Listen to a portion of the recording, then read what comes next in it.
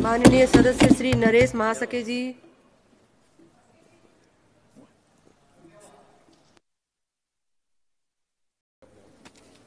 आज मुझे वर्ष 25-26 के बजट पर हो रही चर्चा पर बोलने का अवसर दिया। मैं अपनी पार्टी शिवसेना और हमारे नेता आदरणीय एकनाथ शिंदे और गट नेता डॉक्टर श्रीकांत शिंदे से माननीय पंतप्रधान नरेंद्र मोदी जी को और माननीय वित्त मंत्री निर्मला सीतारमण जी को बधाई देता हूं। उन्होंने समाज के हर वर्ग को ध्यान में रखते हुए ये बजट देश के लिए लाया है। हमारे नेता एकनाथ शिंदे जी कहते हैं कि उनके लिए सीएम मतलब कॉमन मैन और डीसीएम मतलब डेडिकेटेड टू कॉमन मैन, और यह हमारी महायुति की विचारधारा है कि इस प्रकार कॉमन मैन के लिए काम करे और उसे लाभ दो। एक तरफ हमारे लिए कॉमन मैन है तो दूसरी तरफ विपक्ष में एक कॉन मैन है, यानी धोखाधड़ी करके झूठ बोलकर जनता के साथ छल करने वाला ये कॉन मैन कभी अभय मुद्रा में चले जाते हैं, कभी आलू डाल के सोना देते हैं, कभी अपने भाषण में हलवा को मलाई बोल रहे हैं। उनसे हम और कुछ उम्मीद नहीं कर सकते। ये विपक्ष वाले कोई मौका नहीं छोड़ते हैं महिलाओं का अपमान करने का। ये महाराष्ट्र वाले सांसद वर्षाताई को कभी मौका ही नहीं दिया भाषण करने का, क्योंकि उनका वसीला नहीं है। वर्षाताई, मैं आपको निमंत्रण देता हूं, एनडीए में आओ। बाकी लोगों के लिए ये कहता हूं, जिन्होंने हमें रोकने की साजिश रची, मुझे रोकने की कोशिश मत करो, जिन्होंने हमें रोकने की साजिश रची वही आज हार कर अंधेरे में बैठे हो। सुनो महाराष्ट्र के कांग्रेस वालों, महाराष्ट्र की जनता ने फैसला सुना दिया, विरोधियों का मुंह काला कर दिया।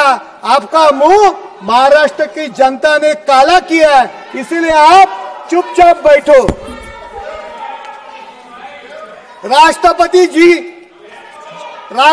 जी का पद इस देश का सर्वोच्च पद है और हमें गर्व है कि आज उस पर द्रौपदी मुर्मू जी विराजमान है, जिन्होंने अपनी मेहनत और त्याग से वो यहां तक पहुंची है। लेकिन कांग्रेस वालों ने आदिवासी वर्ग से आने वाली महिलाओं का अपमान करने का काम किया है। पहले सोनिया जी ने ये अपमानजनक शब्द इस्तेमाल किए और इन्होंने ऐसे ही अपमानजनक बातें वित्त मंत्री हमारे निर्मला जी के लिए और हमारे नरेंद्र मोदी जी के लिए भी इस वाक्यों का प्रयोग किया। यह सिर्फ इसलिए क्योंकि देखा नहीं जाता कि इस देश का नेतृत्व एक आदिवासी समाज से आने वाली महिला और एक सामान्य परिवार से आने वाला पंतप्रधान बने, इसीलिए इसी तरह की बातें करते हैं। मुझे उम्मीद थी कि विपक्ष की नेता कुछ जिम्मेदारी से अपनी बात रखे। विपक्ष का नेता पहले 5 मिनट सुन के मुझे लगा कि शायद अभय मुद्रा में रहने से उनके ज्ञान के दरवाजे खुल गए होंगे, क्योंकि वो प्रधानमंत्री जी के तारीफ कर रहे थे, अडानी और अंबानी जी की भी तारीफ कर रहे थे। वो शायद अपने मन की बात कर रहे थे, लेकिन फिर उन्हें याद आया कि उनके मुंह से गलती से सच निकल गया। फिर उन्होंने यू टर्न लिया और कांग्रेस पार्टी की मन की बात कहने लगा। इंडिया अलायंस की जो हालत है उस पर मुझे एक शायरी याद आती है, बदले बदले मेरे सरकार नजर आती है, बदले बदले मेरे सरकार नजर आते हैं। इंडिया अलायंस की बर्बादी की पूरी आसार नजर आते हैं।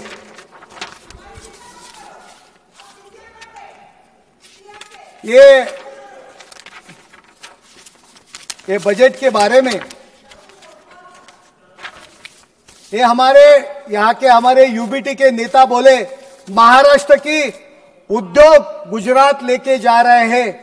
इनकी सरकार की आदत है, जो बिजनेसमैन है उनके घर के नीचे अगर बाम लगाएंगे तो महाराष्ट्र में बिजनेस कैसे आएंगे।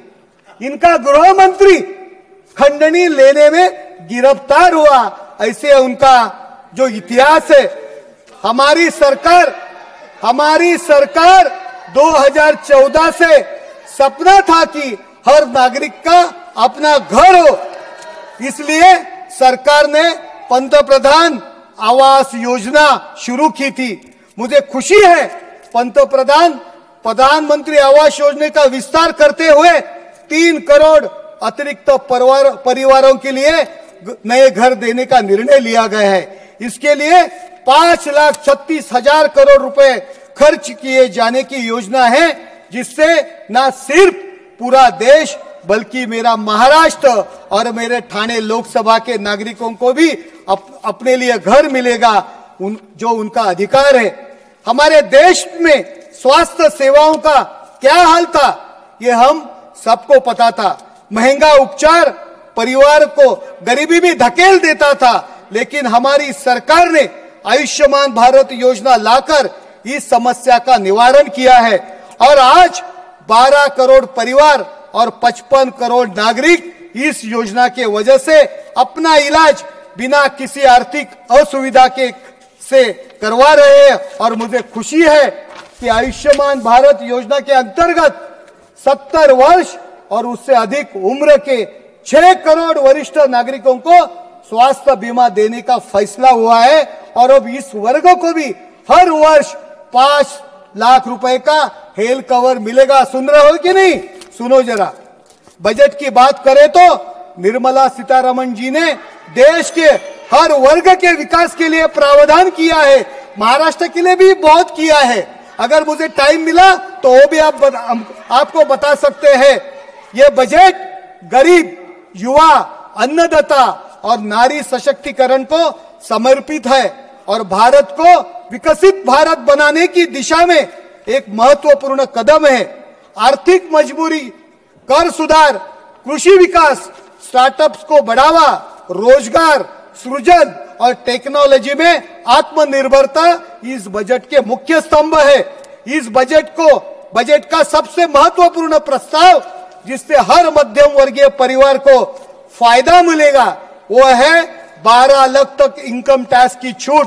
मैं देख रहा था कि जैसे ही वित्त मंत्री जी ने ये घोषणा की उसी वक्त विपक्ष के साथियों का मूड बदल गया, क्योंकि वो स्क्रिप्ट रेडी करके आए थे कि बाहर निकलते ही मीडिया को बोलेंगे ये बजट सिर्फ अमीरों का है, इसमें मध्यम वर्ग के लिए कुछ नहीं है। लेकिन मुझे खुशी है इस घोषणा से, इससे जनता के हाथ में अधिक पैसा बचेगा, जिससे खपत और बचत दोनों को बढ़ावा मिलेगा।